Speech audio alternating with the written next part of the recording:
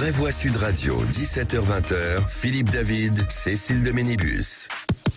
Bonsoir à tous, merci d'être avec nous. C'est vendredi, on est ravis de vous retrouver la veille d'un week-end que certains, enfin, de travail pour certains. Philippe David, bonsoir Philippe. Bonsoir Cécile. Tais-toi. Non, écoute. Je ne te permets pas de me vous voyez. Et vous, ça va Cécile? Mocheté. En plus, elle est mal élevée. Voilà.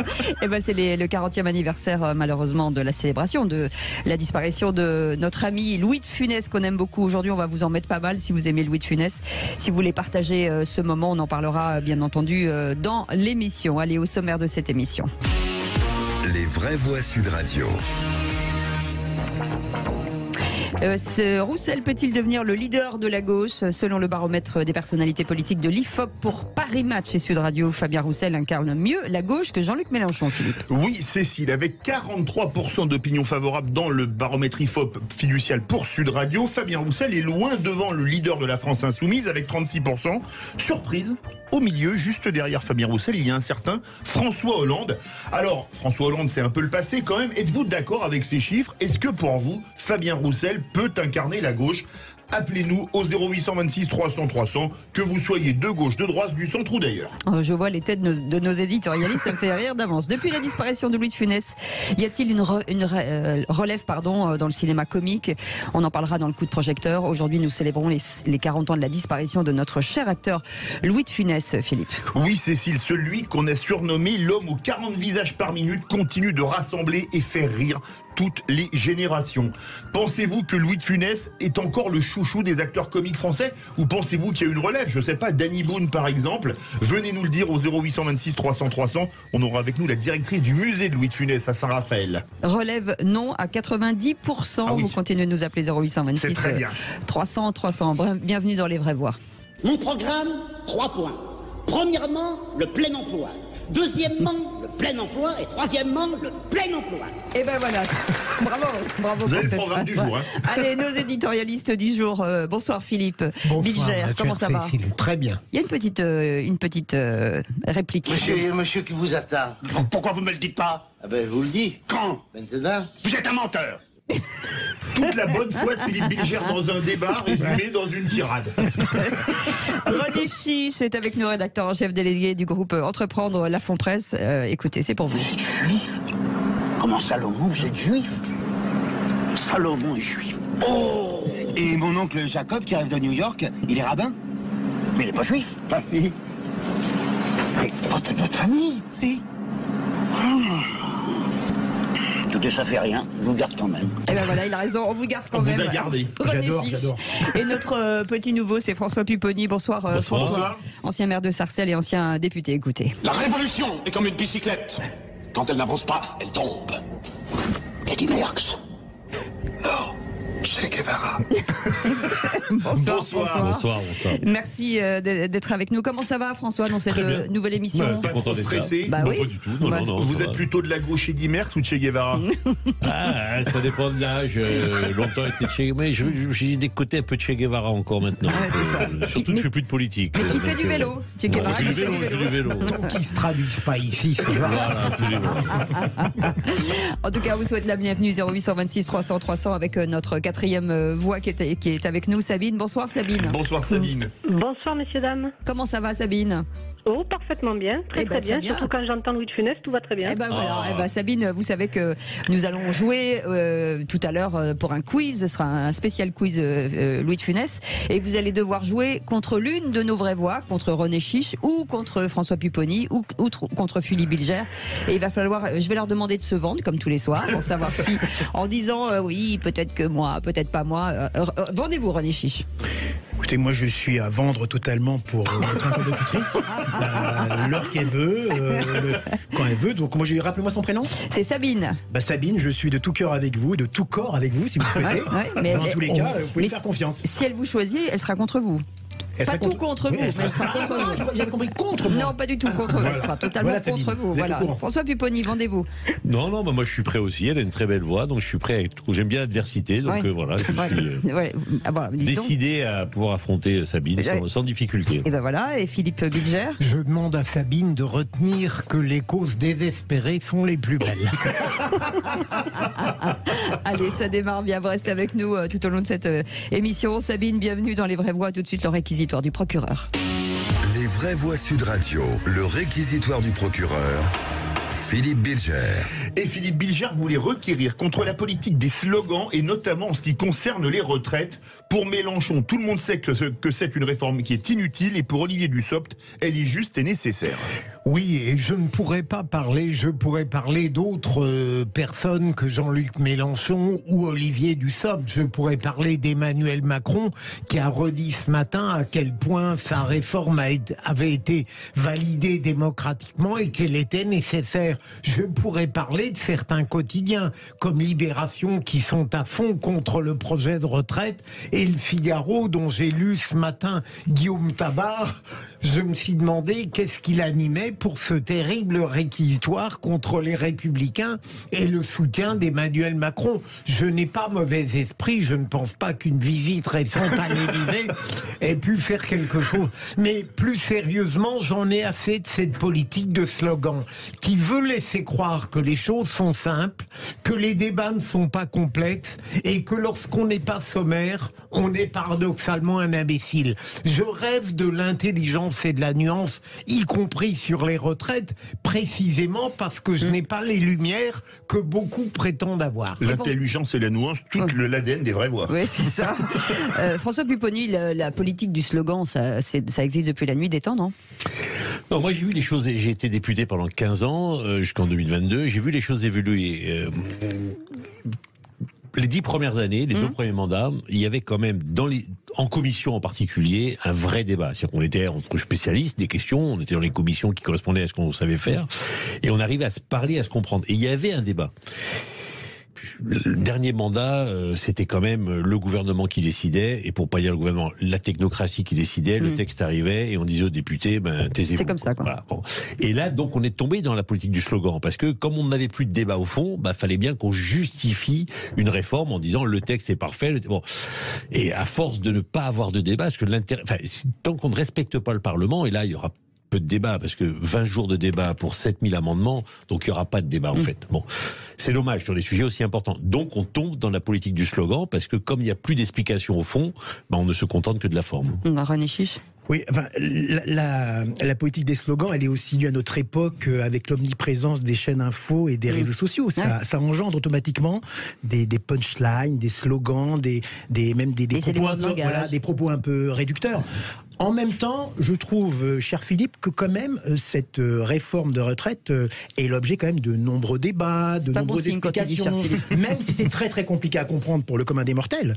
Mais je trouve quand même que, certes, il y a des slogans qui sont distillés par les hommes politiques ou même certains leaders syndicalistes, mais je pense quand même qu'il y a quand même pas mal de débats dans la société, que ce soit dans les médias ou même dans la vie publique. Donc je suis pas tout à fait d'accord qu'il n'y aurait que des slogans dans cette Disons, dans ce les débat. slogans résument parfois un débat complexe. Voilà. Oui. C'est vrai qu'il n'y a plus de débat, c'est vrai qu'il y a très peu de débats, et quand on les voit ou quand on les entend, ils sont de mauvaise qualité. Regardez le dernier chez... Et comme l'a dit François, on éprouve le besoin, parce qu'on est dans des camps opposés, de caricaturer les antagonismes. Je suis persuadé que derrière Olivier Dussopt, le premier, il n'est pas aussi sommaire, je l'espère, que ce qu'il laisse apparaître dans certaines phrases pour répondre à des reproches, par exemple, de trahison. Enfin. Ouais.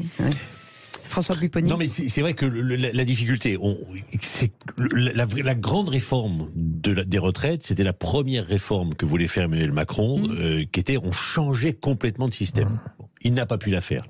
Donc là, c'est une adaptation de ce qu'avaient fait les socialistes il y a 10 ans avec Marisol Touraine. Et la difficulté pour le gouvernement, c'est que comme il va être obligé de lâcher du lest dans l'hémicycle, et parce que la rue va descendre et être un peu virulente, pour essayer de calmer les choses, on va finir avec une retraite qui sera une réforme qui fera en sorte que le système soit toujours moins déficitaire qu'elle ne l'est aujourd'hui ou demain, mais qui sera comme déficitaire. Donc c'est compliqué pour le gouvernement de dire je fais une réforme parce qu'on est en déficit et il faut sauver le système, mais à la fin de ma réforme, je finirai quand même en déficit. Donc là, mais s'il ne lâche pas, ça passe pas. Bon, donc on est parti, voilà. Et donc il y a un moment où il faudrait qu'on soit capable de se mettre autour d'une table en France et sur les grandes réformes systémiques, comme la retraite. Ça fait quand même 20 ans qu'on parle de la réforme des retraites. La première réforme des retraites, c'est il y a 30 ans, 1993. Voilà. On soit capable de dire, ok, voilà où on en est, mais pour ça, il faut prendre le temps du dialogue. Mais pour dialoguer, il faut être 2. Et c'est ça. En tout cas, nous, on est 5, donc au moins, on devrait pouvoir dialoguer. Et 6 avec Sabine et vous, 0826 300 300. Bienvenue chez vous. On est ensemble jusqu'à 19h dans un instant. On reviendra sur ce baromètre des personnalités politiques de l'IFOP pour Paris Match et Sud Radio. Fabien Roussel incarnerait mieux la gauche que Jean-Luc Mélenchon. Ça va encore faire grincer des dents. Ça. Vous restez avec nous, on est ravis de vous retrouver. Et n'oubliez pas, 0826 300 300. À tout de suite. Les vraies voix Sud Radio, 17h-20h, Philippe David, Cécile de Ménibus. Bienvenue dans les vraies voix du vendredi. Ça va être sympathique aujourd'hui avec un petit nouveau. Il y a Philippe Bilger. Il est presque nouveau, mais il est un peu plus ancien quand même. Il n'est pas tout à fait usé. On lui a mis des retouches. C'est-à-dire qu'à chaque fois, on lui colle des trucs. C'est comme les enfants qui se rappent le coude. On met des coudières. Philippe Bilger, on lui met des coudières. Avec François Pupponi qui est avec nous, ancien député, ancien maire de Suresnes. On vous souhaite. Sarcelles. De Sarcelles, pardon. Excusez-moi, j'ai dit Suresnes. Oui. Non, prouvez-le. Prouvez-le. Vous avez le son vous avez la barre. Je pense qu'après, vous avez rendez-vous à Suresnes.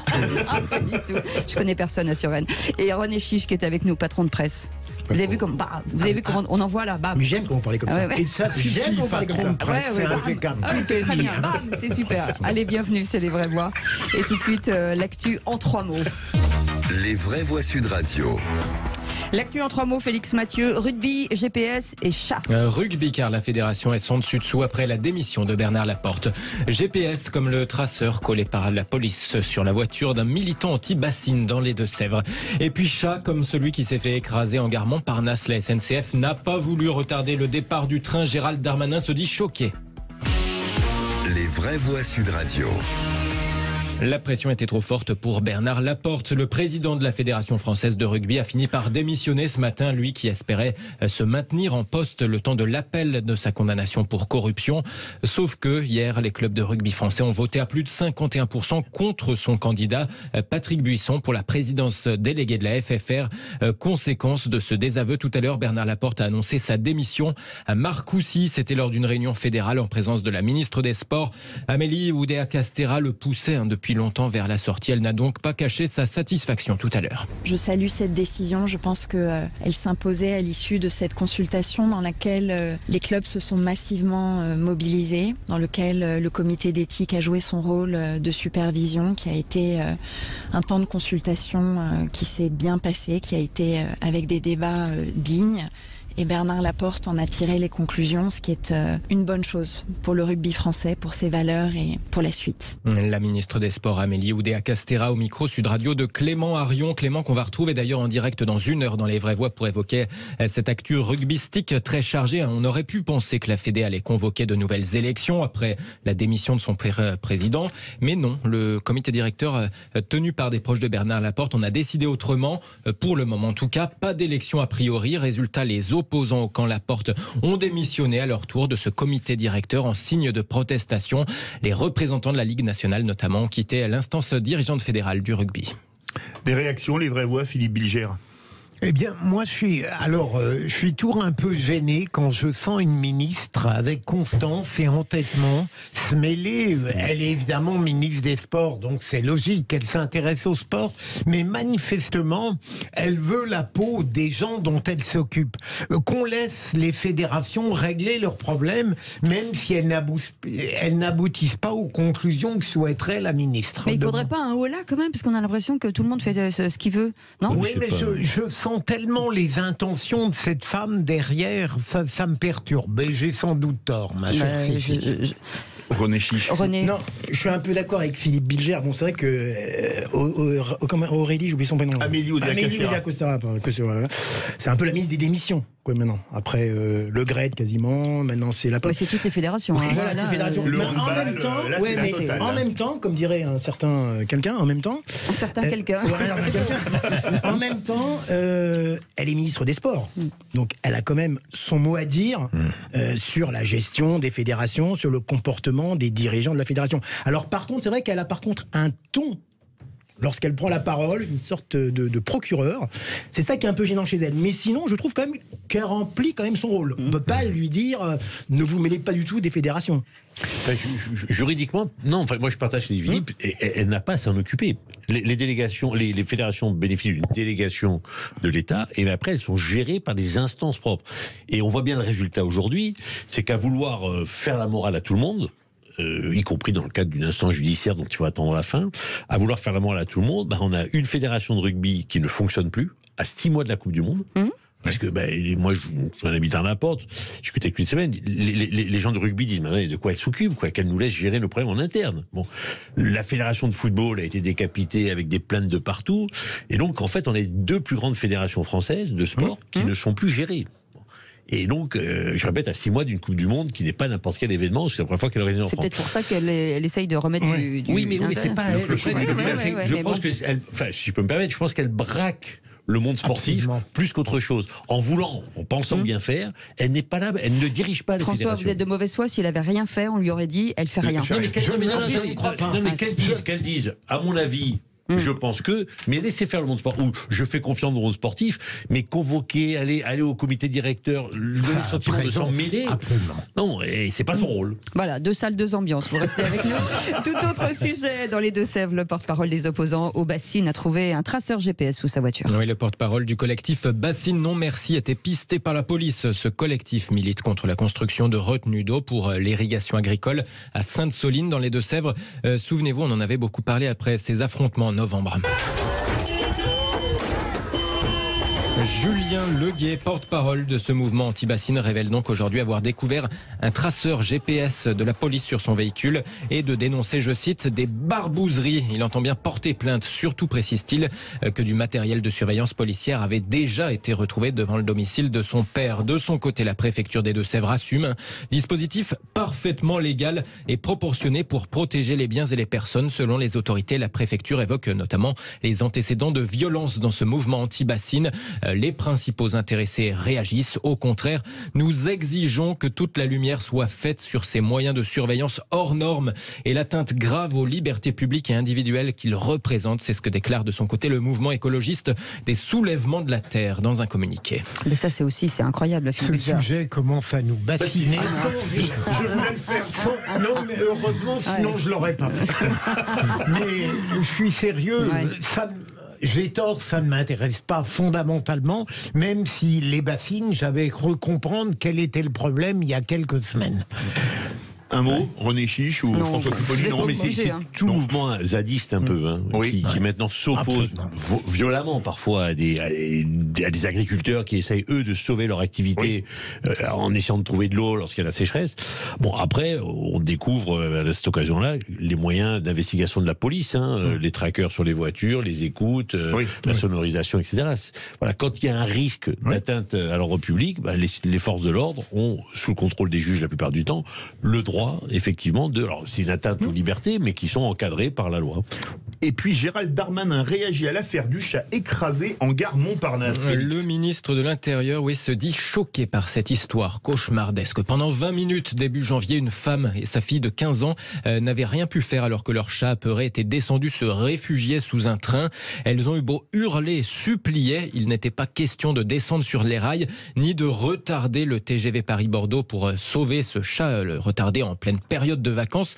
Résultat, quand le train est parti, le chat a été écrasé, même coupé en plusieurs morceaux.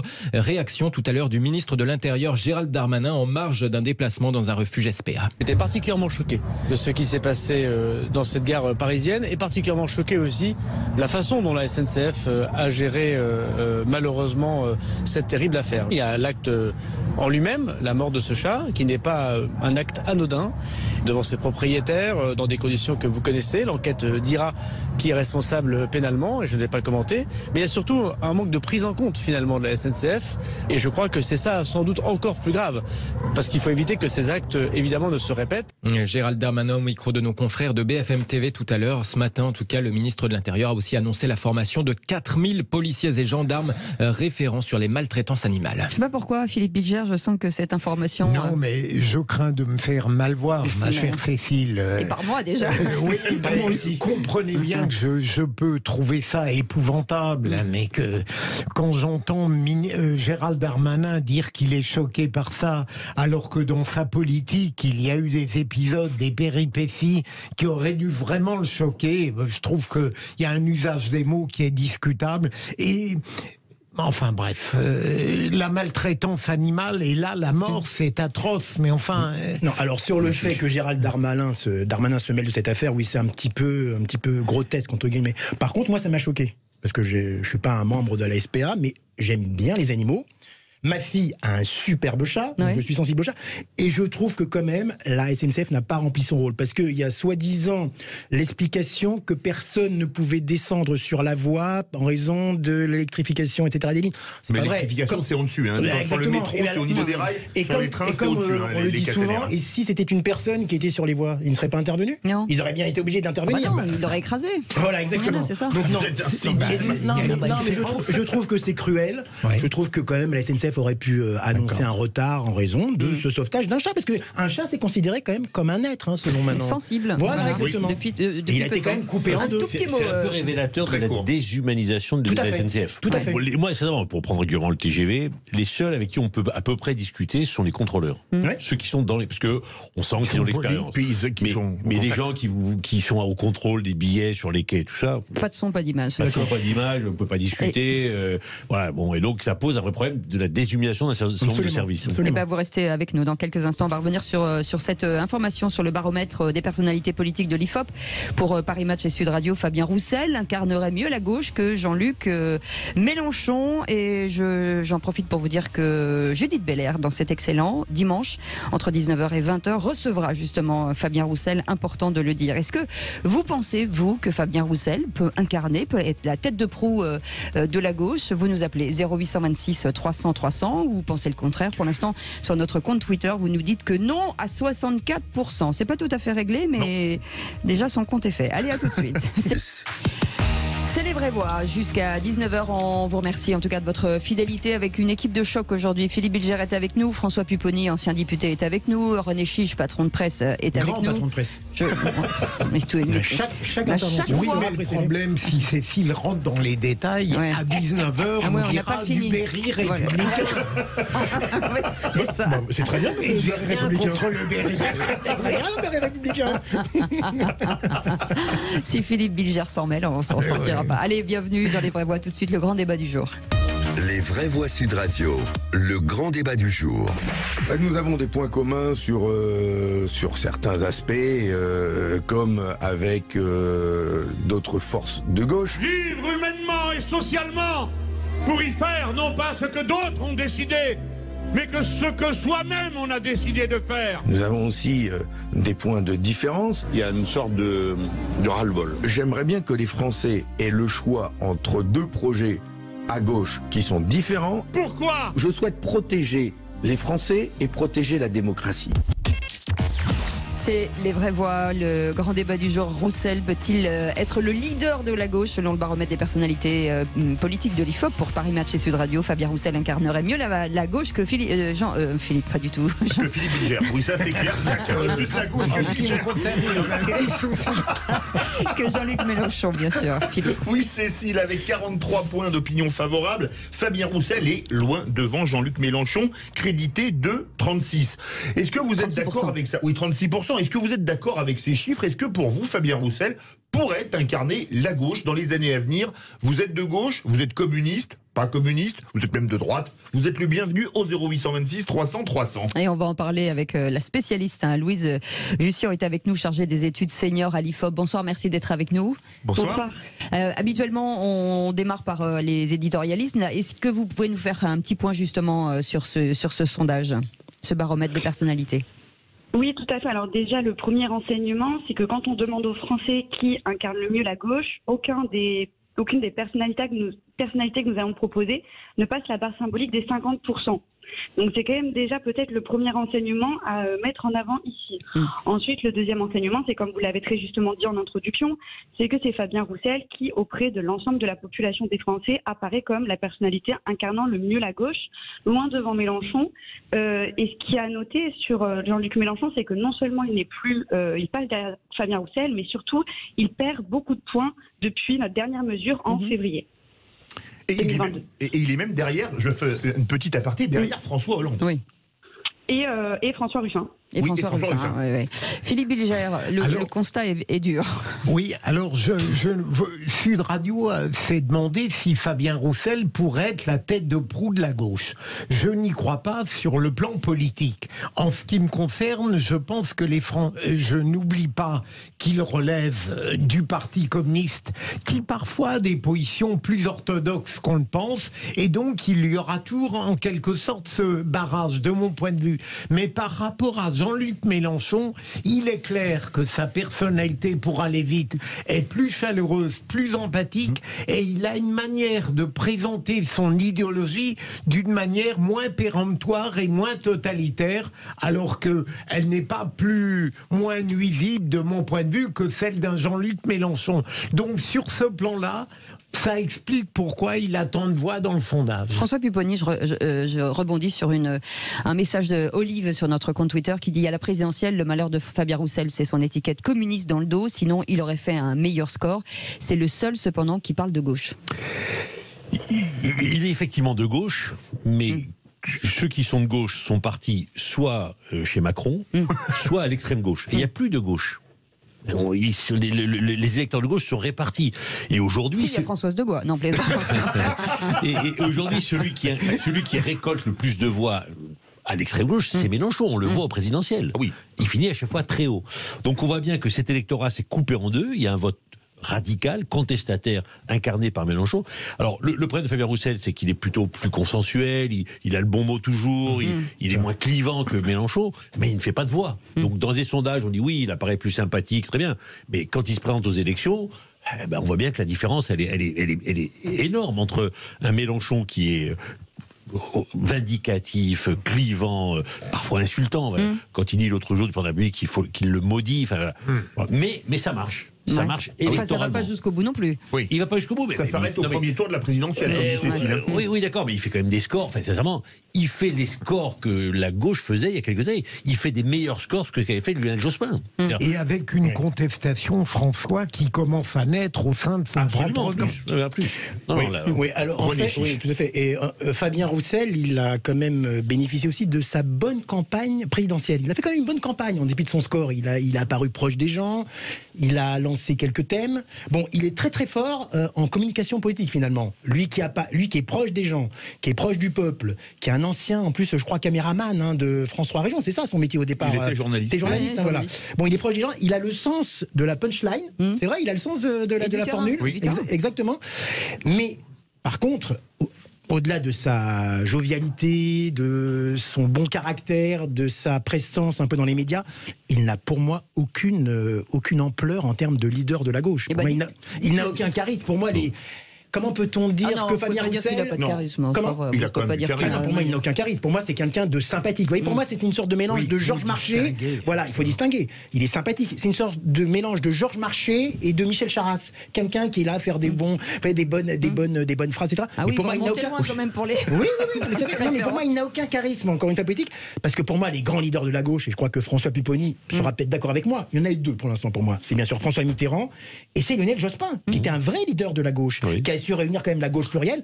François Hollande, malheureusement, n'a pas été un leader. Qui était un leader à gauche, mais qui était un piètre politique. Non, on est d'accord, mais il était quand même leader de la gauche. Il a été leader de la gauche. Appelez-nous 0826 300 300. Vous trouvez que Fabien Roussel n'a pas de charisme, ou en tout cas qu'il ne serait pas le meilleur pour incarner la gauche. Sabine est avec nous au 0826 300 300. Sabine, vous vouliez réagir justement sur Fabien Roussel, à contrario de Jean-Luc Mélenchon. Oui, alors ce sont deux personnalités complètement différentes. On ne peut pas les opposer puisque dans leur dire, ils se rejoignent. Je pense que les Français aiment les gens avec du tempérament, avec de la gueule. On a toujours aimé ce genre de personnes qu'on écoute vraiment, qui savent taper du poing sur la table. Je pense que Fabien Roussel est beaucoup plus posé, effectivement. Je pense qu'il est un petit peu trop, on va dire, pour moi en tout cas, personnellement, dans les clous. Il manque de charisme, effectivement. Je préférerais, vous voyez, moi j'écoute Besancenot, j'écoute Mélenchon.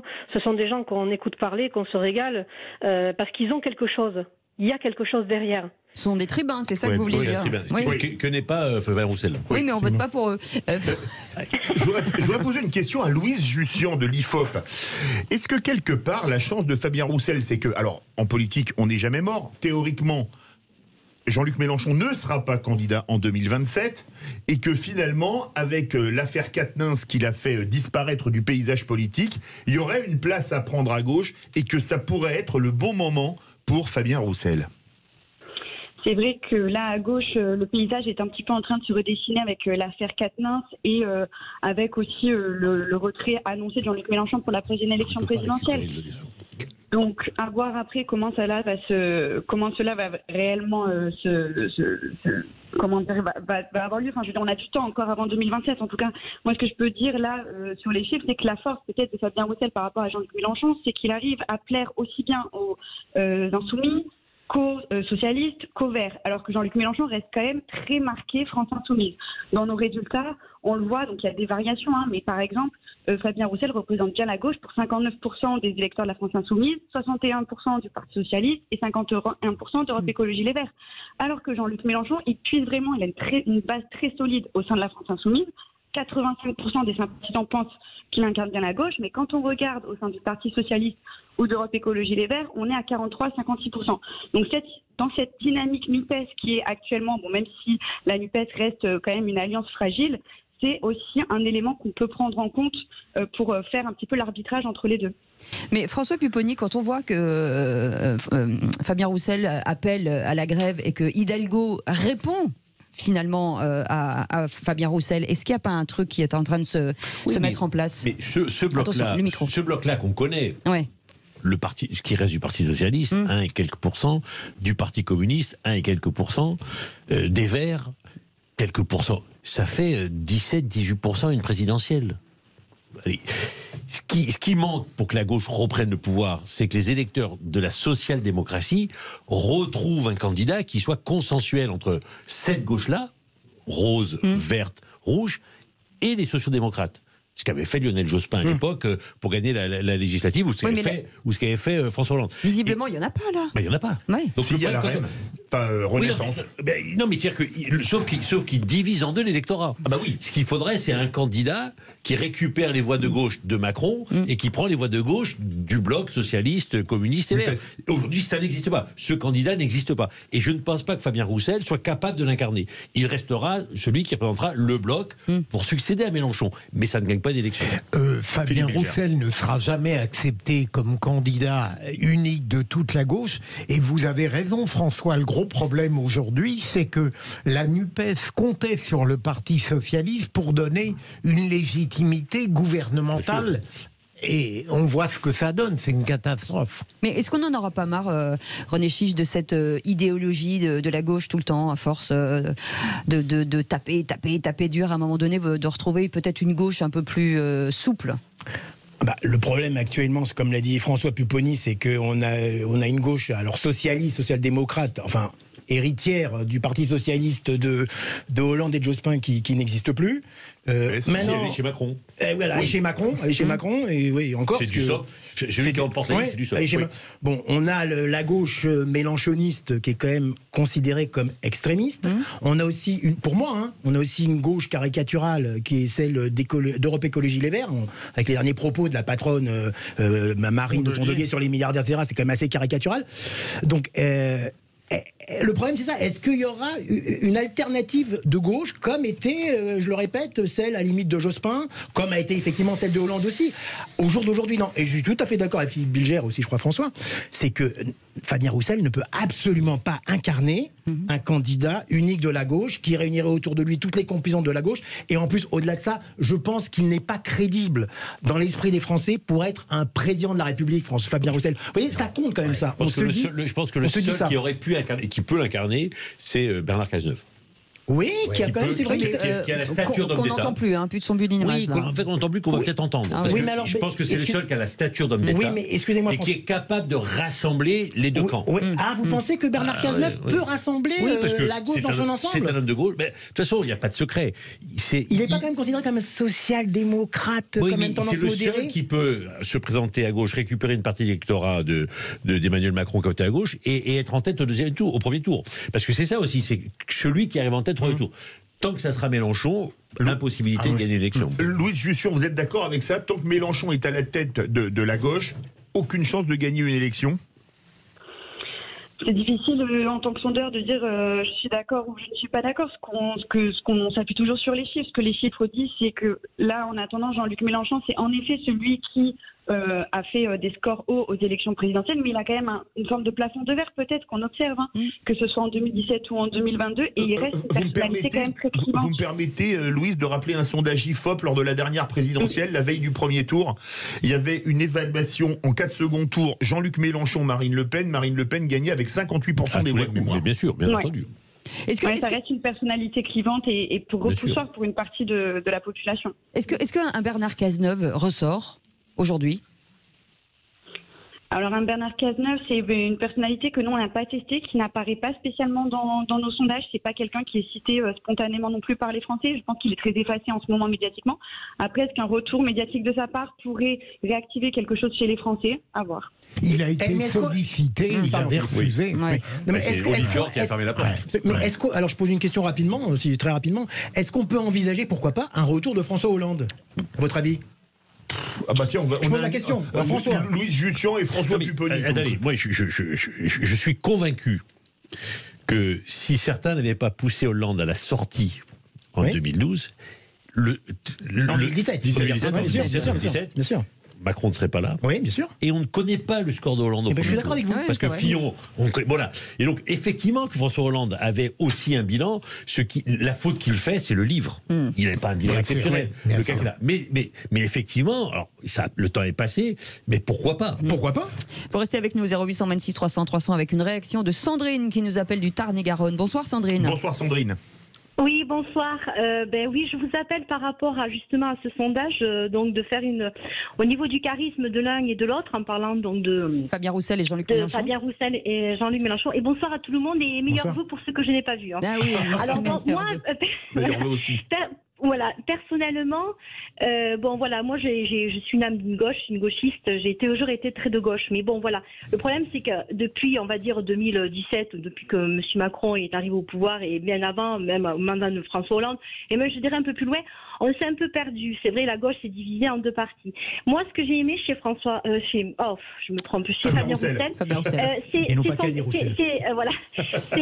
ce que j'aime beaucoup, c'est qu'il a fait une très bonne campagne. J'ai apprécié ce personnage-là. Il y en a deux pour moi. Et quand on parle de charisme, Jean-Luc Mélenchon, je suis désolée, mais il a perdu son charisme. Pour moi, il a fait deux bêtises. Premièrement, personnellement, c'est qu'il est monté. Alors, il y en a qui vont dire que non, la NUPS. Là, ça a mélangé un peu tout le monde, tous les genres, et ça, d'ailleurs, ça le fait perdre. Et moi, je trouve que ce qui a été bien, c'est que j'ai un petit peu râlé. Je pensais pas qu'il allait Fabien Roussel rentrer. Mais il restait quand même sur sa ligne de conduite. Et après, il y a un autre personnage que j'aime aussi, parce qu'il est proche quand même, il est assez humain, c'est François Ruffin. On en parlait justement, je ne sais plus. Et parce que ce sont des personnes qui vont parler au peuple. C'est idiot, la population, avec des mots simples, des mots vrais, avec une certaine valeur et une conduite. Ce qu'on a besoin un peu, comme on dit, parce que moi des fois ça m'arrive de donner des cours dans un LEP que j'apprécie beaucoup. Enfin, je suis agricultrice, mais j'en des cours dans un lycée agricole. Voilà. Et donc, ce qui se passe, on disait, on a besoin des fois, les jeunes ont besoin de cadres. Et j'aime bien parce qu'ils ont une ligne de conduite qui nous plaise. Et je pense que c'est eux qui font, parce que bon, toujours pareil, on vraisemblable, on n'arrive pas à comprendre qu'un Front National, ou enfin un Rassemblement National, on va dire, où la droite, où les gens se disent oh ben on va être au pouvoir, ils vont nous sauver, parce qu'à la rigueur on se dit mais c'est pas possible. Non, c'est pas qu'on ne veut pas y croire, mais on se dit ou alors où on est à l'envers, on est perdu. Mais j'aime beaucoup. Voilà. Oui. On va faire réagir Louise Justin pour le mot de la fin en 20-25 secondes. Sur François Ruffin. Oui, François Ruffin, c'est aussi une personnalité qui ressort dans notre sondage. On voit, il arrive en 3e position avec 37% des Français qui pensent qu'il incarne bien la gauche, et c'est celui qui recueille le plus de parts de Français sur le très bien, qui incarne très bien la gauche, 13%. Donc ça, c'est un signal aussi peut-être de quelque chose qui se passe au sein des sympathisants. Merci beaucoup Louise Justin d'avoir été avec nous, chargée d'études senior chez l'IFOP. Vous restez avec nous, avec Philippe Bilger, avec François Pupponi, avec René Chiche dans un instant, et avec Sabine, notre 4e voix, qui va devoir choisir entre ces 3 hurluberlus. Vous restez avec nous, c'est les vraies voix. À tout de suite. Les vraies voix Sud Radio, 17h-20h, Philippe David, Cécile de Ménibus. Bienvenue dans les vraies voix, on est ensemble jusqu'à 19h avec la famille ici chez vous, hein, vous le savez, 0826 300 300, vous téléphonez, vous passez à l'antenne, vous dites ce que vous avez à dire, vous débattez avec Philippe Bilger, j'ai dit Bilger ce soir, il y a un il y a un petit côté américain chez vous avec François Pupponi, il y a un petit côté corse, les deux faces, voilà, est avec nous, ancien député, et René Chiche qui est avec nous aussi. René Chiche. René Chiche. Patron de presse. Patron de presse, ça lui va bien. Big boss. De presse à papier, hein, c'est de presse à papier. Allez, tout de suite, c'est le quiz. Les vraies voix Sud Radio, le quiz de l'actu. Et c'est Sabine qui est avec nous, notre 4e voix. Sabine, est-ce que vous avez choisi votre adversaire ce soir? Oh oui, depuis longtemps. Alors Monsieur Bilger. Sabine, elle a compris que les séducteurs. Sabine, j'espère que vous connaissez en Louis de Funès, parce que ce soir, aujourd'hui, c'est le 40e anniversaire de sa disparition. On va vous faire écouter des répliques et vous allez devoir nous donner le titre du film. Et je vous rappelle quand même, François Pupponi et René Chiche, que vous êtes du côté de Sabine. Ah oui, d'accord. Voilà, donc ce qu'on appelle Philippe Bilger, un seul contre tous. On peut parler avant la fin de l'extrait? Non, il faut écouter l'extrait. D'abord, vous devez laisser Sabine répondre, et si elle ne sait pas, vous avez le droit de donner voilà, et comme ça, vous lui accordez votre point. Mais si on avait le numéro de téléphone de Sabine, on pourrait lui envoyer des textos. C'est ça. On reconnaît bien la gauche tricheuse. Allez, on y va, on envoie le premier son. Mais c'est ignoble chez vous. Comment peut-on vivre dans un courbi pareil? C'est ici que Monseigneur loge son personnel. C'est joli. Yves Montand, là. Le titre. La folie des grandeurs. Bonne réponse. Et j'avais dit qu'il fallait attendre que Sabine réponde. Ouais, que Sabine réponde. On compte les points, on est sympa. Bon, je le laisse pour Sabine, le point. De toute façon, c'est pas Sabine. C'est moins 2 pour Voilà. Bon, vous avez déjà 2 points, Sabine. La folie des grandeurs, effectivement, avec Louis de Funès et Yves Montand. Voilà, je cherchais le nom. Écoutez ce deuxième extrait. Dis donc, ton article, il était faux, hein? Mais c'est exact, il était faux. Tu prétends qu'il était faux maintenant que tout le monde croit qu'il était vrai? C'est pourtant vrai. Mais qu'est-ce qui est vrai? Que tout le monde croit qu'il était vrai? Mais non, c'est pourtant vrai qu'il était faux. C'est pourtant vrai qu'il était faux. Oui, enfin bon, alors, admettons ce mensonge. Alors, pourquoi Fantomas t'aurait-il fait enlever cette nuit si tu avais menti? Justement, parce que j'avais menti. Tu mens. Il ment. Attention Sabine, c'est effectivement Fantomas. Mais lequel? Alors il y en a plusieurs. Voilà, lequel? Je dirais le premier, mais j'en suis pas sûre, parce que j'ai des doutes. C'est pas Scotland Yard, c'est sûr. Ouais. Eh ben si. Moi, je c'est dirais... Fantomas contre Scotland Yard. C'est justement Fantomas contre Scotland Yard. Mais bon, vous avez dit Fantomas. Ah, j'aurais pas pensé. Ben voilà, C'était un peu facile, là, parce qu'on entendait Fantomas. Hein. Bah et alors, on a le droit d'aider, non? On fait ce qu'on veut, c'est vendredi. Allez, un troisième extrait. Monsieur ne veut pas que je prenne le volant? Là-bas. Monsieur, attention! Rabbi Jacob. Bonne réponse de Rabbi Jacob, effectivement, bravo, elle est forte, Elle est Sabine. forte, Elle Sabine, est très hein. forte. Allez, on y va, la quatrième. De quoi est morte votre femme? Non, j'avais bien entendu. Oh, c'est horrible. Oh, quelle horreur. Elle était déjà pas bien le matin, avec des jeux comme ça. Et je me rappelle, tu dis, qu'est-ce qu'il y a? Assez bien qu'on paf, mais elle a éclaté, c'est horrible. Elle n'a pas souffert, du tout. Non, je sais pas. On vous met un extrait. Edmé. Elle s'appelle Edmé. C'est Jo? Non. Non. Presque. Il revient, il a été... Gelé. Hibernatus. Bravo René Chiche, on sent le patron de presse, hein. On sent le talent. J'avais un doute, mais ça m'est revenu. Et ça fait encore 2 points. Philippe Bilger, vous répondez quand vous voulez. Allez, on y va. Un dernier extrait. Allez, un dernier, rapidement. Alors, ça continue? Papa Jacques parlait. Nous verrons ça plus tard. Bon, c'est entendu, je t'écoute. Mon petit papa, il y a une chose qui va te faire tomber des nues. J'en tombe depuis ce matin. Papa, Les grandes vacances? Non. nous l'appellerons Blaise. Aïe. Il y a deux scènes mythiques. Abruti, crétin, triple andouille, C'est pas le film avec boutonneux. Claude Rich, là? Si, j'ai oublié le nom. Où il déteste Claude Bertrand Rich. Barnier. Oui, j'ai oublié le nom du film, c'est incroyable. Mais c'est avec Claude Rich, absolument. C'est un prénom masculin. Allez. Oscar. Bravo. Sabine. Imbattable. C'est vous qui avez gagné contre Philippe Bilger. Il avait raison, il fallait pas le choisir. Franchement, bravo Sabine. Philippe Bilger 10-0, c'est pas glorieux. Allez, vous restez avec nous. On reviendra dans quelques instants. On va parler de cette démission de Bernard Laporte dans quelques instants. Et Clément Orion, qui était à Marcoussis pour faire le point sur la situation, sera avec nous dans quelques instants. Vous pouvez bien entendu commenter au 0826 300 300. Bienvenue dans Les Vraies Voix. Les Vraies Voix Sud Radio, 17h-20h, Philippe David, Cécile de Ménibus. On vous souhaite la bienvenue dans Les Vraies Voix jusqu'à 19h avec Philippe Bilger, avec René Chiche, patron de presse, avec François Pupponi, ancien député. Vous avez vu, François, si vous voulez des titres pompeux, on peut vous les mettre aussi. Hein, si on en a mis pour notre ami René Chiche, voilà, chacun fait ce qu'il veut. Très ému. Hein. Ouais. Très ému. Et on va revenir sur cette information. On va parler rugby, forcément. Clément Arion est avec nous.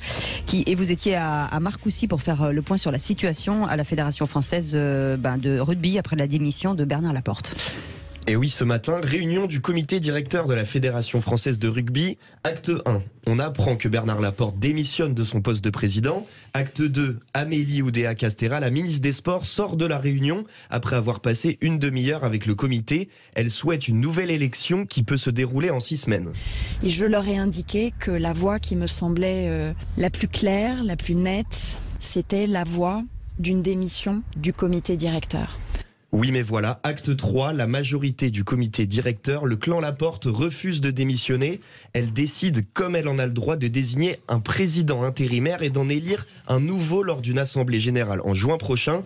Sauf que ce nouveau président devra faire partie du comité directeur actuel. Résultat, énorme colère dans les rangs de l'opposition. Les 7 membres de la liste Oval Ensemble décident de démissionner sur le champ. Écoutez Florian Grill tout de suite. Une forme de putsch. Je pensais que les élus du comité directeur étaient malgré tout des bénévoles du rugby et qu'ils auraient le sens de leur responsabilité historique, parce que toute proportion gardée, mais c'est quand même un enjeu majeur pour le rugby français, pour le pays, pour l'image du pays. S'accrocher et refuser la décision des clubs, c'est une position qui, à mon sens, n'est pas correcte. Ces élus Oval Ensemble ont décidé à l'unanimité de démissionner, de suivre les prescriptions de la ministre. Et en ce qui nous concerne, on ne peut pas cautionner ce hold-up, cette manière de faire qui est un espèce de diktat sur le rugby français. Quelques heures plus tard, démission également des 2 représentants de la Ligue nationale de rugby, René Bouscatel, président de la Ligue, et Didier Lacroix, président du Stade toulousain. Pour eux, les élus n'ont pas choisi la voie démocratique, ils sont allés à l'encontre des clubs et de la ministre. En quelques heures, la Fédé a perdu 12 de ses membres. Alors ils étaient 38, il en reste 26, et les 26 représentent la majorité du clan Laporte. Alexandre Martinez, le trésorier de la fédération, est pressenti pour devenir le président intérimaire. Journée catastrophe pour le rugby français, plus divisé que jamais à une semaine du coup d'envoi des 6 nations et à quelques mois de la Coupe du Monde. Merci beaucoup Clément Arion. Restez avec nous, on va faire réagir nos vraies voix. Philippe Bilger, est-ce que la situation est tenable ? Enfin, tenable, en tout cas, elle devient grand guignolesque et ridicule pour le rugby français. On va pas être obligé de demander le retour d'Antoine Dupont dans l'administration du rugby. Il a autre chose à faire. Voilà. En matière d'image, on n'est pas au top là. C'est catastrophique. Et pourtant, avec Laporte, on avait déjà atteint un certain niveau, hein, mais ça se dégrade. Non, mais, il y a des statuts. Lors des dernières élections, ceux qui soutenaient Bernard Laporte ils sont majoritaires. On fait démissionner Bernard Laporte parce qu'il a des problèmes avec la justice. C'est quelqu'un de son camp qui prend la suite. L'opposition qui crie au scandale dit oui, mais il y a eu un vote à 51%, mais c'était pas un vote du comité directeur. Et la ministre, de quoi elle s'occupe ? Déjà qu'elle demande la tête du président, bon, mais après, de quel droit elle dit il faudrait refaire des élections, mais c'est pas dans les statuts. Et en plus, quand on connaît un peu les rugbyman, quand une ministre vient leur expliquer ce qu'ils ont à faire, on est sûr qu'ils vont faire le contraire. Voilà, donc elle a manqué de psychologie, qu'elle laisse les instances du rugby gérer le problème en interne. Le président est parti, c'est son choix. Il est remplacé par quelqu'un qui est majoritaire au sein du... Parce qu'après... Oui, mais outre, pardon, je vous coupe, le législatif, est-ce en matière d'image, en matière d'image, est-ce qu'il n'y aurait pas eu quelque chose à faire, François Pupponi? C'est juste ma question, hein, juste ça. Pourquoi faire démissionner le comité directeur parce que Bernard Laporte est rattrapé par des affaires. Mais le comité directeur, il a été légitimement élu. Et on est à 6 mois de la Coupe du Monde, on ne va pas décapiter la fédération pour revoter... alors qu'on doit préparer le tournoi des destinations, puis la Coupe du Monde. Ils sont légitimement élus, laissons gérer la fédération. Le comité directeur n'est pas concerné par les affaires Laporte. Là, on veut faire... Enfin, je m'excuse, la ministre et l'opposition veulent faire un putsch et prendre le pouvoir pour profiter des affaires Laporte. C'est pas digne non plus, voilà. Alors, bien sûr, tout ça n'est pas bien pour le rugby français, mais laissons les instances du rugby maintenant gérer la fédération. En fait, on semblait reprocher, au comité directeur d'avoir validé un certain nombre d'initiatives de Laporte discutables sans s'y opposer. C'est pas ce qu'a dit la justice. La justice a condamné Laporte. Bien sûr. Mais au-delà des instances. Mais bon, je pense que voilà, laissons-leur faire la Coupe du Monde et puis après on aura le temps de choisir quelqu'un d'autre.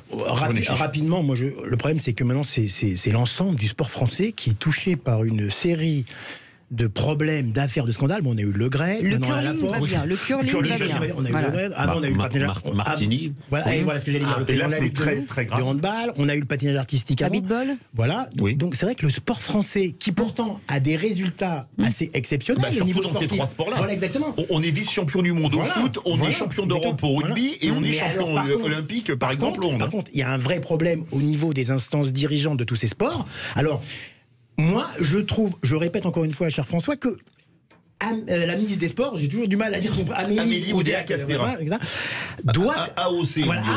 a rempli quand même son rôle. Elle doit intervenir, même si effectivement ça peut gêner certains membres du comité directeur. Enfin, c'est un peu compliqué quand même cette histoire. Parce que, si je peux pas. Allez-y. Non, parce que elle n'est pas là pour gérer les fédérations. Les fédérations ne sont pas des administrations aux ordres de la ministre. Ce sont des délégations de services publics avec une autonomie de gestion et avec des règlements propres. Voilà, elle n'a pas à s'en mêler. Enfin, c'est pas son rôle. C'est pas son rôle. Elle n'est pas à dire il faut démissionner, il faut que le président s'en aille.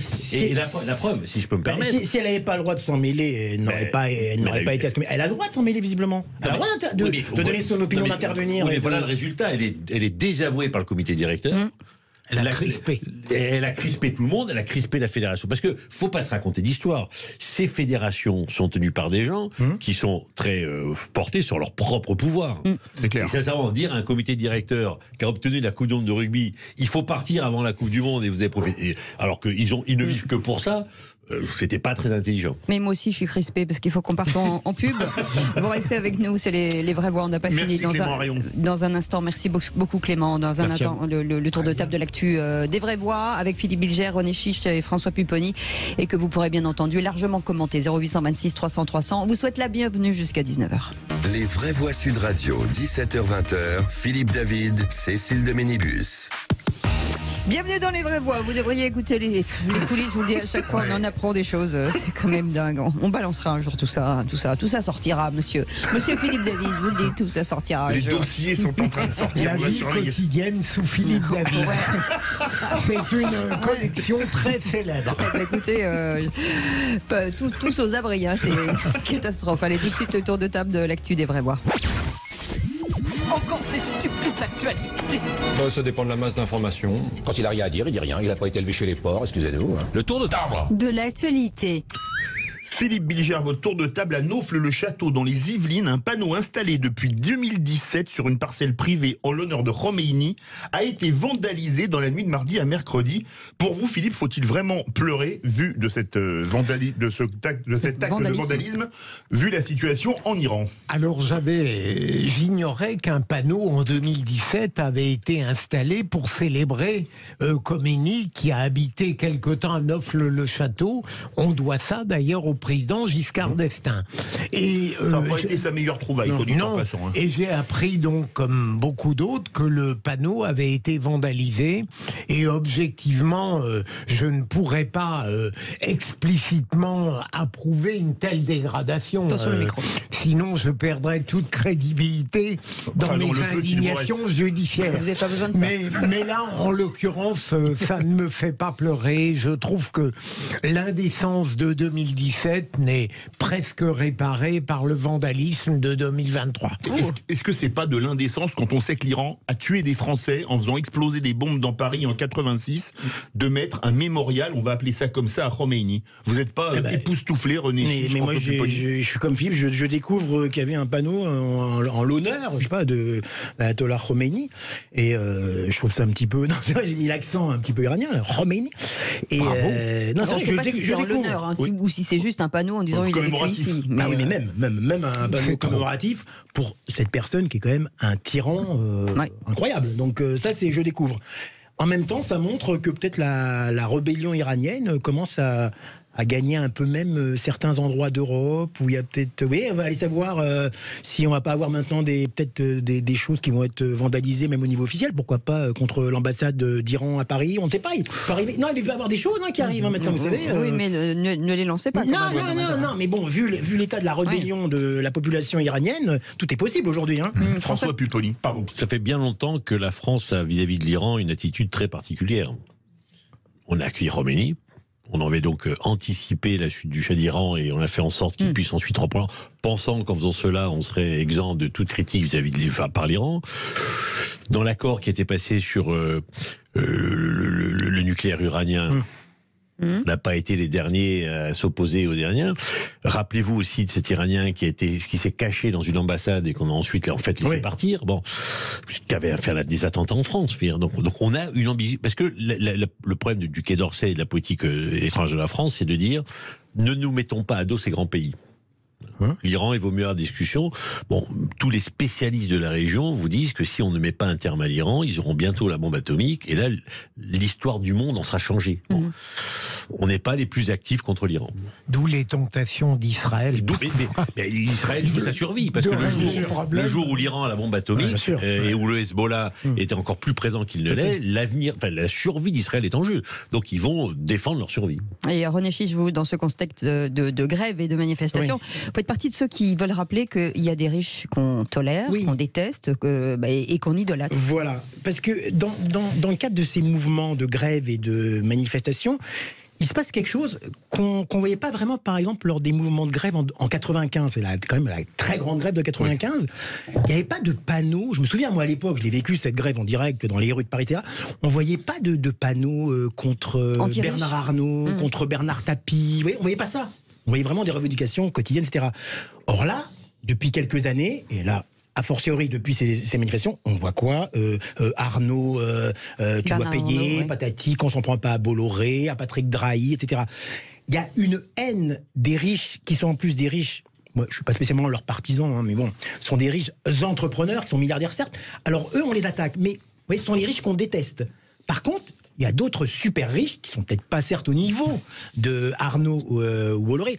Mais par exemple, quelqu'un comme, on prend l'exemple, c'est vrai, de Kylian Mbappé, mais qui est super riche, personne ne va le haïr. La chanteuse Beyoncé a touché 24 millions de dollars pour une soirée à Dubaï. On l'a attaquée non pas pour son cachet, mais parce qu'elle avait été à Dubaï en raison des atteintes aux droits de l'homme, etc., ou de la communauté LGBT. Donc, à géométrie variable. Voilà, exactement. Donc c'est surprenant que les gens s'attaquent aux riches entrepreneurs, aux riches milliardaires, mais pas à d'autres gens. Et en plus, ça montre que les gens, en fait, non seulement manifestent contre cette réforme des retraites, mais manifeste aussi parce qu'il y a un vrai autre problème derrière tout ça, c'est le pouvoir d'achat. Les gens n'ont pas assez d'argent, c'est tout simple à dire. Les gens ne gagnent pas assez d'argent. Même ceux qui sont à la retraite, lorsqu'on a la retraite, il ne faut pas oublier qu'on gagne à peine, je crois, 55% de son salaire. Ouais. Donc on gagne encore moins d'argent. Donc voilà, il y a cette haine des riches à double variété. Oui. Et Bernard Arnault est l'homme le plus riche du monde, et je vous rejoins, René. Il est intéressant de voir qu'il est détesté. Son caractère probablement n'est pas des plus faciles, mais peu importe. Parce que précisément, il est dans la lumière à cause du grand nombre de choses qu'il fait, et il a été obligé de l'expliquer pour une fois dans le Parisien ou le Figaro, je ne sais plus exactement, et donc évidemment il est dans le collimateur. Alors je peux comprendre, en France il y a une envie, une jalousie sociale, même quand un homme fait des choses bien. Alors ensuite, par rapport au malheureux qui tire la langue, évidemment... François Pupponi. On a un problème du rapport du peuple avec les élites. Qu'elles soient politiques, économiques. Et les Français avec l'argent. Et les Français avec l'argent. Donc les deux étant cumulés, on arrive et on l'a déjà vécu avec les Gilets jaunes. Moi, rappelez-vous, au début des Gilets jaunes, Emmanuel Macron était en Argentine. Et en fait, il arrive le dimanche matin à Paris, il va à l'Arc de Triomphe qui avait été vandalisé et profané, et là, il découvre, parce que moi j'étais allé aussi à l'Arc de Triomphe, raviver la flamme, parce que considérait que c'était une honte d'avoir attaqué l'Arc de Triomphe. Et ce qui était choquant autour de l'Arc de Triomphe, dans les rues qui partent de l'Étoile, c'était les insultes envers le président. Tout à fait. C'était pas tellement on veut du pain, c'était... Et alors moi, je m'étais retrouvé un jour par hasard, j'allais en Picardie, et quand on était sorti à Flix-Secours, sorti de l'autoroute A16, où il y avait un des ronds-points les plus durs, il y avait la seule banderole qu'il y avait, c'était « Trogneux salope ». La femme du président l'a traité de salope. Voilà. Donc ce qui était révélateur de la haine des gens des Gilets jaunes vis-à-vis des élites, surtout si elles ont de l'argent ou si elles sont au pouvoir. Mais c'est inquiétant. Et quand des responsables politiques comme les Verts disent on veut plus de milliardaires en France, ça veut dire quoi? On les fait partir, on leur coupe la tête. Voilà. Donc on est parfois dans une situation un peu pré-insurrectionnelle, et c'est quand même relativement inquiétant. François Pupponi, et puis on volait, bien sûr. Pendant que vous avez la parole sur le cas de l'Arménie, où on a l'impression que finalement tout le monde s'en désintéresse. Alors l'Arménie, le Haut-Karabakh. Donc le Karabakh, c'est une république autoproclamée qui se trouve juridiquement en Azerbaïdjan, mais ils se sont déclarés république autoproclamée et autonome et indépendante. Il y a 120 000 Arméniens qui sont coupés du monde depuis 50 jours par les Azéris, dans l'indifférence générale, même si la France essaye de peser. Les Russes qui sont sur place, puisqu'il y a 4000 soldats russes pour assurer la paix, laissent faire les Azéris. Les seuls qui arrivent à mettre un peu la pression sont les Iraniens, parce qu'en fait, les Azéris, les Turcs, qui sont les ennemis héréditaires des Iraniens, voudraient couper la frontière entre l'Arménie et l'Iran. Donc il se joue des choses très graves, mais on est en train de laisser mourir 120 000 personnes. Il n'y a plus de chauffage, plus d'électricité, quasiment plus rien à manger. Les écoles sont fermées, dans l'indifférence générale. Voilà. Et donc ça, c'est insupportable, parce que, je répète, on a aussi l'émotion à géométrie variable. Et quand l'Azerbaïdjan rentre régulièrement en Arménie, quand les Russes rentrent en Ukraine, tout le monde intervient et on voit ou quand le Yémen est bombardé par l'Arabie Saoudite. Voilà, l'Azerbaïdjan rentre en Turquie, l'Azerbaïdjan rentre en Arménie. Bon. On sait que Franck Papazian a vu le président il y a 2 jours, justement dans ce sujet-là. Ben voilà, on verra. Il y a des initiatives prises. Le vrai problème, c'est que pour régler la situation là-bas, il faut une discussion avec les Russes, qui sont au cœur, d'abord parce que c'est leur zone d'intervention et qui sont physiquement présents avec 4000 soldats. Mais que le dialogue actuellement avec les Russes n'est pas forcément le meilleur moment. C'est clair. C'est pas le moment. Merci en tout cas de ce tour de table 0826 300 300. Dans un instant, le coup de projecteur. On va revenir sur ces 40 ans sans Louis de Funès. Et pourtant, il est bien présent dans le cinéma français, dans l'humour français. Est-ce que pour vous, vous pensez que est-ce qu'il y a une relève derrière Louis de Funès? Pour l'instant, vous n'y dites non à 91%. Vous venez nous le dire quand même. Il y a forcément 9% de personnes qui ont dit oui. Donc appelez-nous à 0826 300 300, à moins que les autres vous aient coupé le téléphone, ce qui est possible. On vous attend au standard. À tout de suite. Les vraies voix Sud Radio, 17h-20h, Philippe David, Cécile de Ménibus. C'est vendredi, on va partir l'esprit un peu plus léger dans ce coup de projecteur dans quelques instants avec nos nouveaux meilleurs amis, Philippe Bilger, François Pupponi et pas René Chiche. Non, c'est pas possible. Mister Chiche. Mais Mister Chiche. Mon idole, absolue. Allez, tout de suite. Je crois que c'était moi. Je suis votre idole? Ouais. Ah ouais. Oui, madame. Ah ouais. Je vous ferai une dédicace. Philippe Bilger, flattez-moi. Monseigneur est beau. J'ai tout dit ces dernières semaines. Monseigneur est intelligent, c'est pas une flatterie, c'est vrai. Allez, le coup de projecteur. Les vraies voix Sud Radio, le coup de projecteur des vraies voix. Et aujourd'hui, nous célébrons les 40 ans de la disparition de notre cher acteur Louis de Funès, Philippe. Oui, absolument, Cécile. Louis de Funès, oui, inoubliable. Absolument, Cécile. Louis de Funès, inoubliable, l'homme qu'on a surnommé l'acteur, l'homme aux 40 visages. Louis de Funès qui fait encore rire toutes les générations, y compris les enfants qui ont 7 ou 8 ans aujourd'hui et qui voient Rabbi Jacob ou La Folie des Grandeurs et sont pliés de rire et qui sont nés plus de 30 ans après la mort de Louis de Funès. Louis de Funès, faut-il le rappeler, était une star mondiale. Oui, c'est vrai. Ouais. Donc la question du jour, est-ce qu'il y a une relève dans le cinéma comique français depuis Louis de Funès? Vous dites non à 91%. Venez nous en parler, 0826 300 300, et on va en parler avec notre invité, puisqu'il y a un musée. Absolument. Nous sommes en compagnie de Nora Ferreira, directrice du musée Louis de Funès à Saint-Raphaël. Bonsoir Nora Ferreira. Bonsoir. Louis de Funès, 40 ans après sa mort, il est totalement up to date, on va dire, je sais pas comment on dit, c'est encore une vedette, il est encore à la mode. Est-ce que pour vous, il sera encore à la mode dans 40 ans? Oui, absolument, c'est la définition du génie même, c'est-à-dire qu'à partir du moment où on traverse plusieurs générations et qu'on est toujours là, effectivement, c'est la force du génie, et c'est ce qui le caractérise comme beaucoup d'autres génies. Alors, il a quand même été lynché au début de sa carrière, quand même. Il y a beaucoup de gens qui l'ont détesté.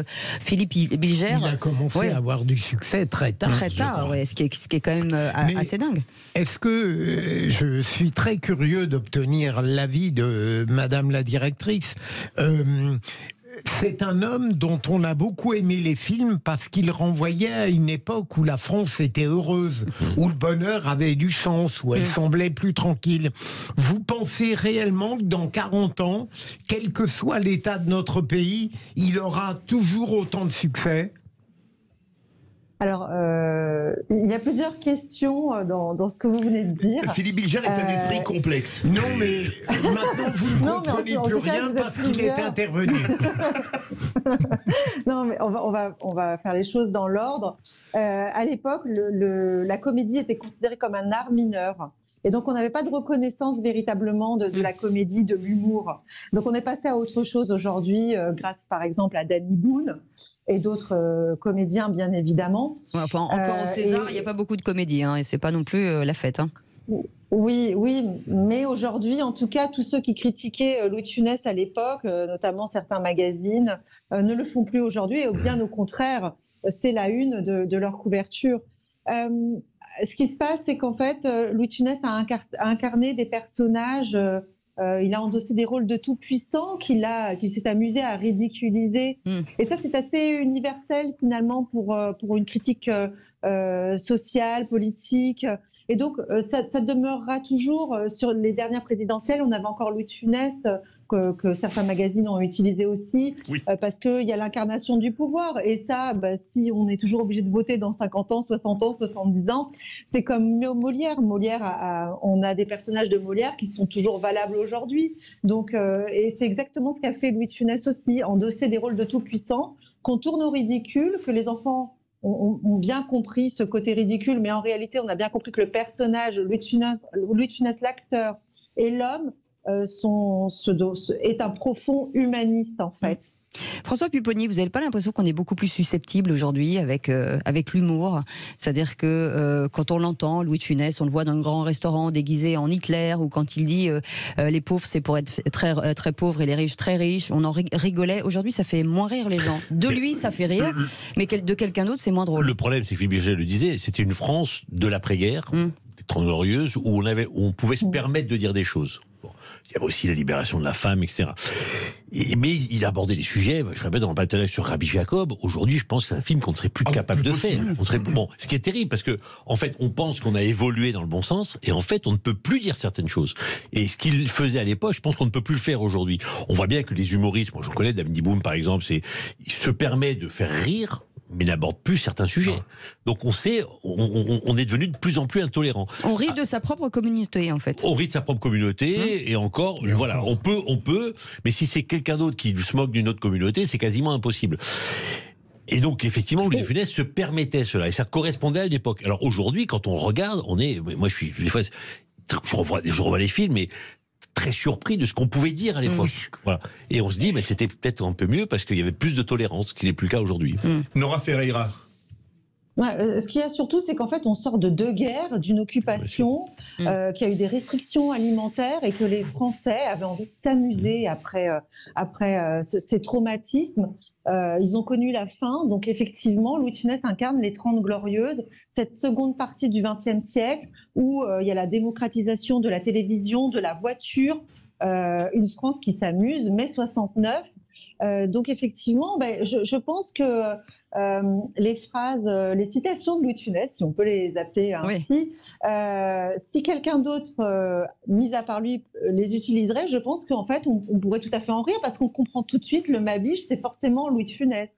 Les pauvres, c'est fait pour être très pauvres et les riches très riches. On sait très bien que c'est une référence à Louis de Funès. Donc, je pense aujourd'hui qu'on peut tout à fait en parler. Maintenant, les aventures de Rabbi Jacob, c'est difficile dans le contexte actuel de dire. Ça a été très compliqué au moment de sa sortie, les aventures de Rabbi Jacob. La sortie a été décalée. La fronde contre ce film, René Chiche. Alors, pour répondre à la question, est-ce qu'il y a une relève à Louis de Funès ? Non, il n'y a pas de relève, parce que d'abord, il est unique. Il fait partie des acteurs un peu iconiques de cette génération, Fernandel, Bourvil, de Funès-Gabin. Donc, il n'y a pas de relève. Mais donnez-moi un acteur très drôle. Non, alors justement, j'allais en parler. Il y a des acteurs aujourd'hui qui sont un petit peu dans la lignée, entre guillemets, de Funès. Je pense par exemple à quelqu'un... il est un peu plus âgé maintenant, mais c'est par exemple Christian Clavier, était un peu dans l'esprit de Funès. Il y a aussi un autre acteur qu'on voit un peu moins, mais qui est un peu un zébulon comme de Funès, et qui à chaque fois dans les films comiques qu'il a fait a bien marqué son empreinte, c'est Jamel Debbouze. Mais au niveau même du physique, du physique, de la façon de se comporter, il y a un côté un peu de Funès. Danny Boone, c'est pas vraiment la même chose. Danny Boone, en plus, c'est un auteur-réalisateur, donc c'est une autre forme de comique. Donc c'est ça. Il y a aussi Cadmerade, qui est un peu dans l'esprit. Mais sinon, effectivement, personne ne va remplacer de Funès. Par contre, j'avais une question à poser à Madame la directrice, si je peux me permettre. Non. Madame la directrice. Bonjour, Madame la directrice. Bonjour. Voilà. Il vous flatte. Voilà. Non, d'abord, j'adore de Funès. J'adore de Funès. Je vous le dis tout de suite. J'avais une question à vous poser parce que on en parlait durant la pause. De Funès, bon, c'est un génie comique pour moi, mais je le disais, et mes camarades le pensaient aussi, qu'il a toujours été cantonné dans le même univers comique. Je veux dire, de Funès, il a quand même ses tics, sa façon de jouer, etc. Alors, je voulais vous poser une question. Est-ce que vous savez, parce que par exemple, ça a été le cas de Bourvil, ou même Fernandel, je pense pas, mais Bourvil, oui. Est-ce que vous savez si De Funès a eu des projets, peut-être vers la fin de sa carrière, de rôle dramatique? Parce que ça aurait été, vous voyez, Coluche, par exemple, a fait son Ciao Pantin. Est-ce que De Funès aurait pu faire son Ciao Pantin? Est-ce qu'il a eu des projets dans ce domaine? Si vous le savez. Alors, oui, bien sûr. Alors, c'était très important pour lui de faire rire son public. C'était la seule chose qui comptait. Donc, pour lui, les rôles dramatiques, c'était vraiment pas ce qu'il souhaitait faire. D'accord. Voilà. Et on a même un extrait vidéo. Si vous faites des recherches, vous le retrouverez en train de nous donner cette information-là. Il n'a pas souhaité le faire. Du tout. Mais ce qui est étonnant, pardon, c'est avec les différents métiers, j'étais en train de décrire les métiers dans ces films. Il a été gendarme, donc il avait un grade. Il a été chef d'orchestre, il était odieux. Il a été grand chef dans le grand restaurant. Chef d'entreprise industriel. Oui, industriel il a été maire, il a été, enfin voilà. Et à chaque fois, il était odieux, quoi. C'est vraiment, c'est vraiment un truc incroyable très machiste. Hyper machiste. Et à chaque fois, enfin, pardon de le dire, mais il tombait juste finalement, Nora. Ah oui, en fait, Louis de Funès, on le connaît quand il est chauve. La plupart des gens le connaissent une fois qu'on a la Grande Vadrouille, le gendarme de Saint-Tropez. Mais il a forgé ses rôles et en fait, il a commencé à être connu et reconnu à partir de l'âge de 50 ans. Ouais. À l'âge de 50 ans, il a déjà une bonne partie de sa vie où il a fait une centaine de films. Il a beaucoup joué aussi au théâtre. Donc, il a tous les rôles qu'il a créés par la suite, que l'on connaît tous, il les a déjà tous, d'une certaine façon, créés déjà auparavant. C'est-à-dire que quand il imite le pivert dans les aventures de Rabbi Jacob, il savait déjà utiliser les animaux, les imiter, il n'y avait aucun problème. Donc, tous ces rôles-là, il les avait déjà forgés en amont. Et ce que je voudrais dire aussi, rebondir sur ce que vous aviez dit tout à l'heure sur des acteurs des comédiens ou des comiques d'aujourd'hui que l'on pourrait comparer à De Funès.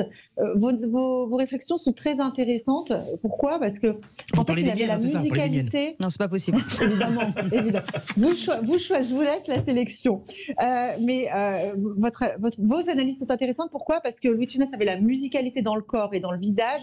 Et c'est pour ça qu'aujourd'hui, on peut affirmer, parce que là, je vais basculer sur ma prochaine exposition temporaire au musée Louis de Funès, sur personne n'est Chaplin, mais personne n'est De Funès aussi. En fait, je pense que à un moment donné, il faut regarder la réalité en face. Et personne n'est De Funès. Et quelque part, tant mieux, parce que si on a envie de le regarder, on sait comment faire. Non, c'est la technique en fait que je revendiquais en se disant est-ce que finalement ce qu'il était extrêmement précis en fait. On voit quand vous regardez ses mimiques, tout est travaillé, tout est le geste, les mots, les onomatopées, les étonnements. Enfin, tout est. Alors c'est certainement grotesque pour certaines personnes, mais on sent que tout est étudié.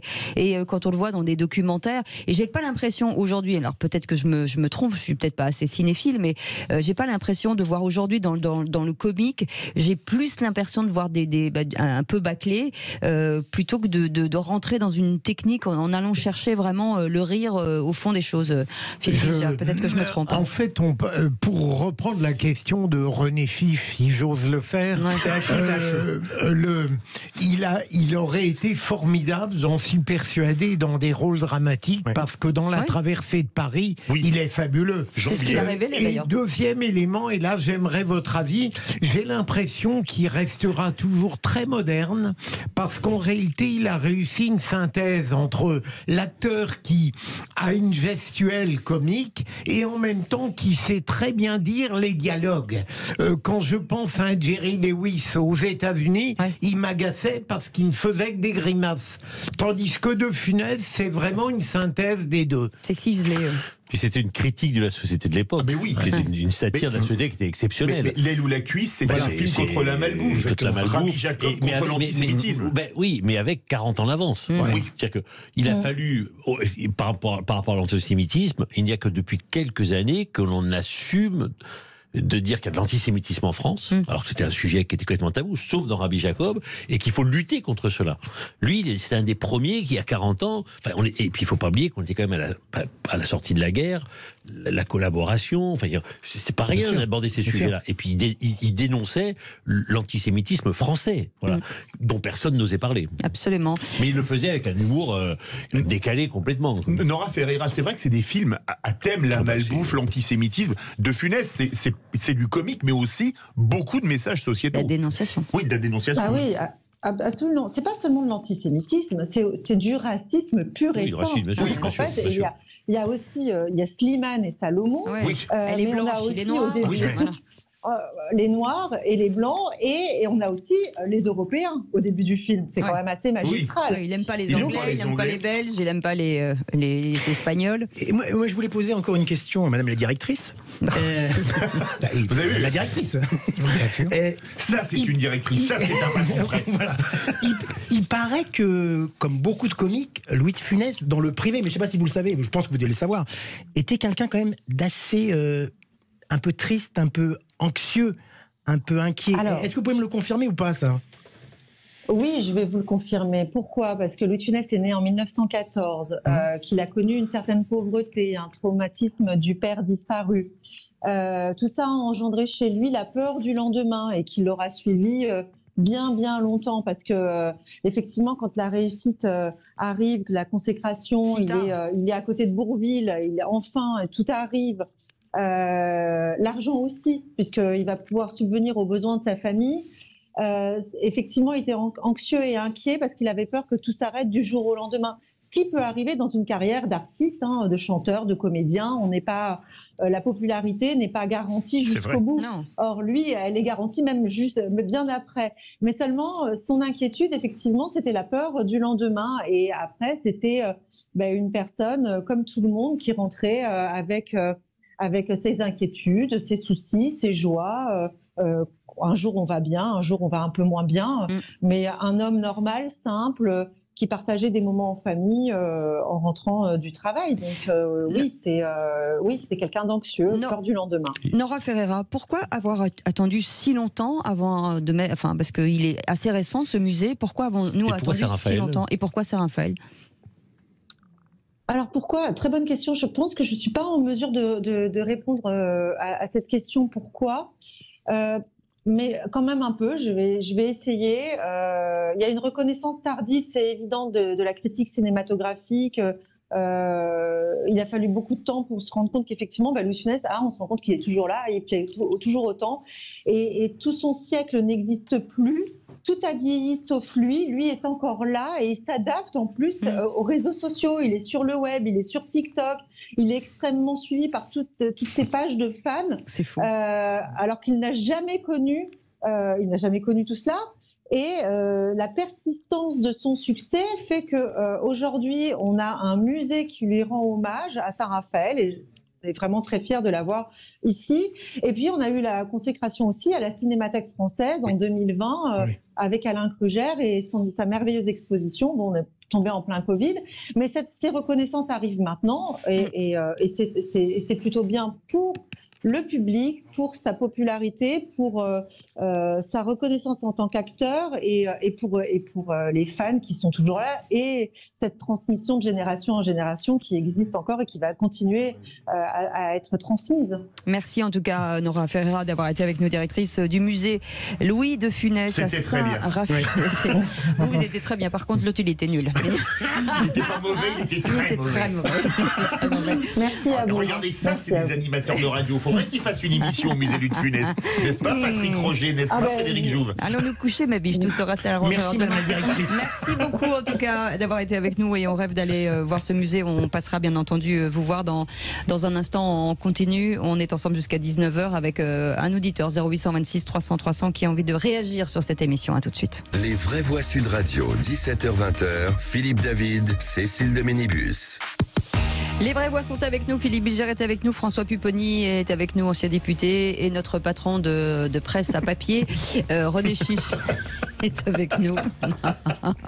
Comment vous êtes attiré par les patrons, hein? Ah ouais. Attiré par les patrons, j'ai l'impression. Ah, j'adore ça. Et au 0826 300 300, Samuel est avec nous, il nous appelle de Limoges. Bonsoir Samuel. Bonsoir Samuel. Bienvenue sur Sud Radio, on est ravis de vous accueillir. Vous vouliez réagir sur Fabien Roussel. Le sujet tout à l'heure, c'était de dire que Fabien Roussel, selon un sondage IFOP, pourrait mieux incarner la gauche que Jean-Luc Mélenchon. Je crois que c'est une évidence en fait.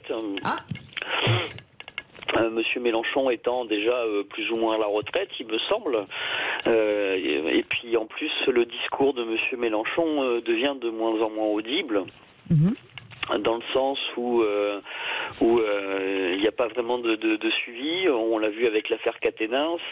Et puis bon, c'est extrême dans ses propos, c'est de la contestation juste pour contester en fait. Il n'y a pas vraiment non, et puis en plus on voit qu'il a verrouillé un petit peu le parti de LFI. Et donc ça, moi, ça me pose un petit peu un problème. En matière de démocratie. En matière de démocratie. Donc, à la base, on veut voter pour un candidat, mais après, quand ce candidat s'assoit royalement un petit peu sur tout ce que la base de son électorat peut penser, moi, ça me pose un peu problème, clairement. François Pupponi, trop de coups d'éclat, tue le coup d'éclat. Mais le problème de Jean-Luc Mélenchon, c'est qu'il a quand même un passé à la fois trotskiste, il est classique, il a une histoire, donc il est dans le coup permanent, la prise de pouvoir, les règlements de compte, et effectivement, à la fin, je pense que ça lui monte à la tête. Et ça use l'électorat. Moi, je l'ai connu ministre de gauche, socialiste, sénateur, voilà, et il était... Pas du tout. Alors, il était déjà dans la critique, mais il profitait du système aussi. Et puis à un moment, il a voulu faire sa révolution. Voilà. Et là, c'est ce qu'il est en train de faire. Et donc, à un moment, ce côté un peu mégalomaniaque de Mélenchon le pousse. Et là où il a dérapé, où je pense qu'il a perdu beaucoup, c'est quand il a insulté ce policier en disant la République, c'est moi, etc. Quand on est un homme public, il y a une institution judiciaire qui décide de faire une perquisition, on la respecte, on peut dire ce qu'on en pense, mais on n'insulte pas un policier qui fait son travail, et surtout lorsqu'on aspire à être président de la République. Complètement d'accord. Ça a été le début du déclin. Je pense, oui. Au cas la révélation de ce qu'il était vraiment. Les gens sont déperdus. Moi, je pense même que s'il avait le projet éventuellement d'être candidat de nouveau en 2027, la présidentielle, je pense qu'il risque de lui arriver la même chose que François Hollande en 2017. C'est-à-dire que la jeune garde... c'est pas le cas vraiment de François Hollande, mais la jeune garde de LFI, c'est-à-dire François Ruffin, Clémentine Autain, plein de gens comme ça, vont faire tout pour l'empêcher de se présenter. La seule différence, c'est que François Hollande a baissé la tête. Oui. Et que Mélenchon ira jusqu'au bout. Je vous dire que s'il décide de le faire, il n'écoutera personne. Samuel, vous avez été déçu de Jean-Luc Mélenchon ou c'est pas du tout de votre bord politique? Non, moi je suis plutôt de gauche. C'est pour ça que j'ai un peu tourné le dos aux socialistes. Il y a belle lurette parce que je pense que les socialistes, ça fait longtemps qu'ils sont plus de gauche. Maintenant, Mélenchon, oui, j'étais très déçu. Mais qui est de gauche pour vous aujourd'hui? Des gens comme Monsieur Ruffin, comme Monsieur Roussel, ça pour moi c'est des gens qui en plus ont une certaine... Des gens comme les écologistes, Marine Tondelier, Sandrine Rousseau, pour vous ils sont de gauche aussi? Ah non, c'est des idéologistes, des extrémistes aussi. Je veux dire, à un moment donné, les écolos, ils sont écolos comme moi je suis. Je sais pas, mais non, pour moi, ça c'est. Je pense que déjà, il y a une idéologie de l'écologie chez ces gens-là qui ne va pas, puisque on veut nous imposer des éoliennes. Alors là, on se rend compte que les éoliennes, c'est pas forcément la panacée. Je dis pas que c'est mal, mais je pense qu'il faut un mix énergétique. Par exemple, le nucléaire, c'est pas si mal, mais ça. Ouais, d'être plus modéré, vous dites peut-être. Plus modéré. Moi, par exemple, j'apprécie assez M. Ruffin, qui en plus a un discours pondéré, qui est pas dans l'attaque permanente. Pourtant, j'ai voté plusieurs fois pour M. Mélenchon, mais moi, je trouve que M. Mélenchon. C'est vous, bravo, Samuel, bravo. Samuel, merci en tout cas d'avoir été avec nous. Merci de nous avoir appelé 0826 300 300. Merci beaucoup Philippe Bilger. Bravo Monsieur Pupponi pour cette première, c'était très sympa. Merci René Chiche d'avoir été avec nous et merci pour vos appels. Dans un instant, Philippe David, Arnaud, les vraies voix du sport. Bien entendu. On va parler pas de football, mais de la situation à la tête du rugby français. On aura 2 présidents de clubs amateurs aux 2 bouts du Sud-Ouest. On aura Arnaud Héribarne, président de Asquin au Pays Basque, qui est pro Laporte, et on aura Joël Castagny à Le Cap sur la côte méditerranéenne, qui est pro Grill. Un débat sans concession, mais un débat comme toujours sur Sud Radio, en courtoisie. Parlons vrai. Vous voulez réagir? Le 0826 300 300. Et avec Philippe David, on se retrouve lundi. Passez un bon week-end. Salut.